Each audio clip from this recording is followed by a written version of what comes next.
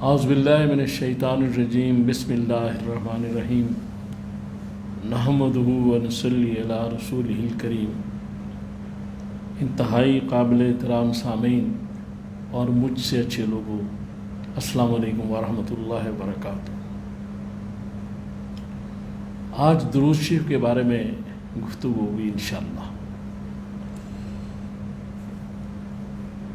اللہ تبارک تعالیٰ نے سورہ احزاب میں آیت نمبر 56 میں بڑے دلکش خوبصورت انداز میں درود شریف کی دعوت دی ہے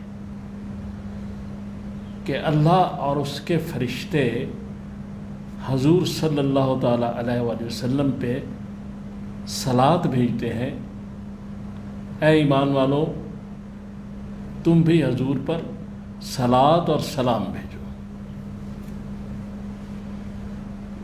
حضور سرور کائنات صلی اللہ تعالیٰ علیہ وآلہ وسلم محسن انسانیت ہے، ہمارے بھی بہت بڑے محسن ہیں۔ آج ہم ان کی وجہ سے کلمہ گو ہیں، اس لیے یہ اپنی طرف سے ایک بہت چھوٹا سا تحفہ ان کی خدمت میں درود شریف کا پیش کرنا چاہیے، اور زیادہ سے زیادہ اس درود شریف سے رسول اللہ صلی اللہ علیہ وسلم کو کوئی نفع نہیں پہنچتا ہمارے پڑھنے سے، چونکہ اللہ تعالیٰ براہ راست آپ پہ برکتیں، عنایتیں، رحمتیں نازل فرما رہا ہے۔ اس سے ہمیں فائدہ پہنچتا ہے۔ ایک تو ہماری بخشش کا ذریعہ ہے، دوسرا قرب الہی اور حضور کے قرب کا وسیلہ ہے درود شریف۔ مختلف احادیث میں کہا گیا، بخاری، مسلم، ترمذی، کہ جو ایک دفعہ درود شریف پڑھتا ہے اس پر اللہ تعالیٰ 10 دفعہ درود شریف پڑھتے ہیں، 10 دفعہ سلام بھیجتے ہیں، 10 گناہ معاف ہوتے ہیں، 10 درجے بلند کیے جاتے ہیں۔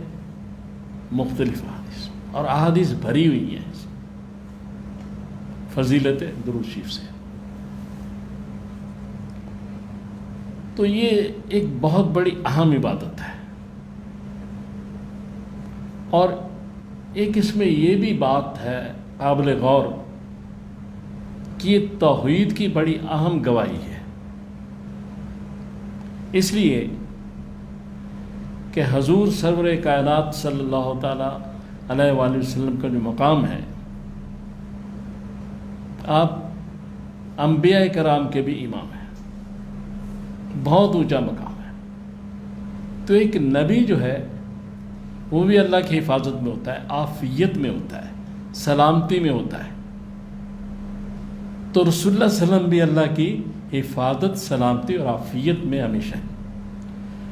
لیکن ہمیں یہ دعا کے لیے کہا جا رہا ہے، اس کا ایک مطلب یہ بھی ہے کہ اتنی بڑی ہستی جس کے لیے کائنات پیدا کی گئی، جو اللہ کی محبوب ترین ہستی ہے، جس پر اللہ اور اس کے فرشتے درود بھیجتے ہیں، اللہ تعالیٰ براہ راست ان کی حفاظت فرما رہے ہیں، پھر بھی ہم سے کہہ رہے ہیں کہ ہم یہ دعا کریں، تو اس سے ایک طرف تو ہمارے گناہوں کی بخشش ہے، لیکن دوسری طرف ایک یہ بھی قابل غور بات ہے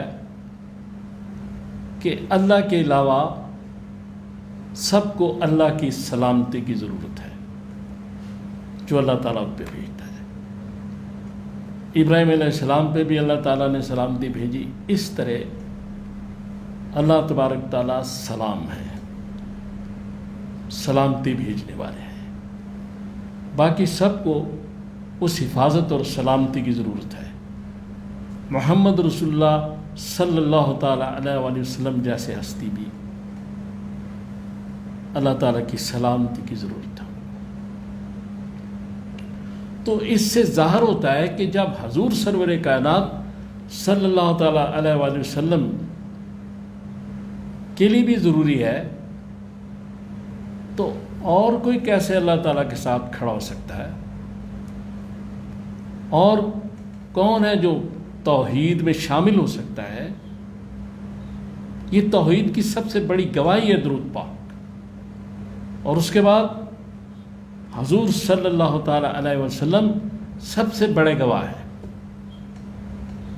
اللہ کی توحید کے، اللہ کے وحدہ لا شریک ہونے کے، اس لیے کہ آپ نے معراج میں سب کچھ دیکھا ہے، لہذا حضور گواہ ہے۔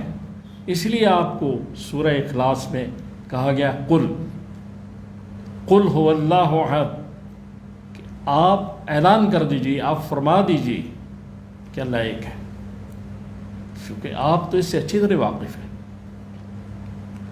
لہذا حضور صلی اللہ تعالیٰ علیہ وسلم توحید کے سب سے بڑے گواہ، اور درود شریف توحید کی سب سے بڑی گواہی، اس لیے یہ بڑی اہم عبادت ہے۔ اس سے حضور کی قربت حاصل ہوتی ہے، اللہ تعالیٰ کی قربت حاصل ہوتی ہے، اللہ تعالیٰ خوش ہوتا ہے، حضور خوش ہوتے ہیں، ہمارے گناہ بخش جاتے ہیں، ہماری بخشش ہوتی ہے۔ بار بار حضور کا نام آئے، بار بار درود شریف پڑھنا افضل ہے۔ اور دن میں علماء یہ کہتے ہیں کہ 300 دفعہ درود شریف پڑھنا کثرت درود میں آتا ہے۔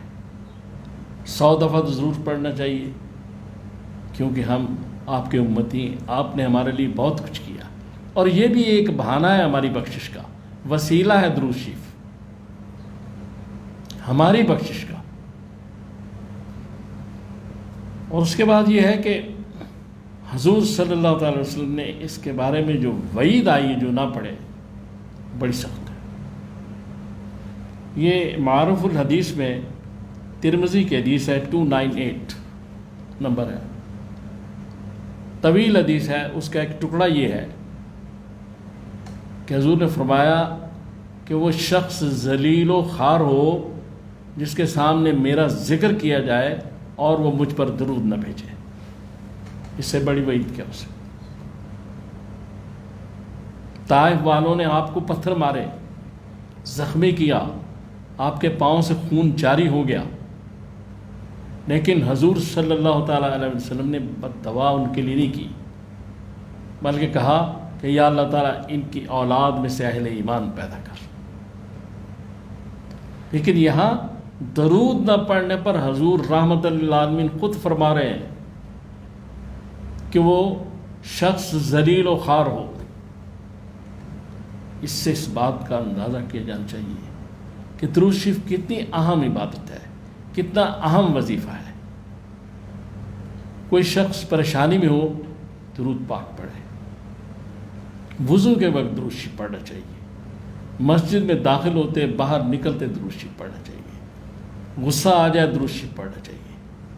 درود شریف ایک بڑی ہی اہم عبادت ہے، اور اس سے بے شمار ہمارے روحانی اور جسمانی مسائل حل ہوتے ہیں اور کئی کام ہو جاتے ہیں۔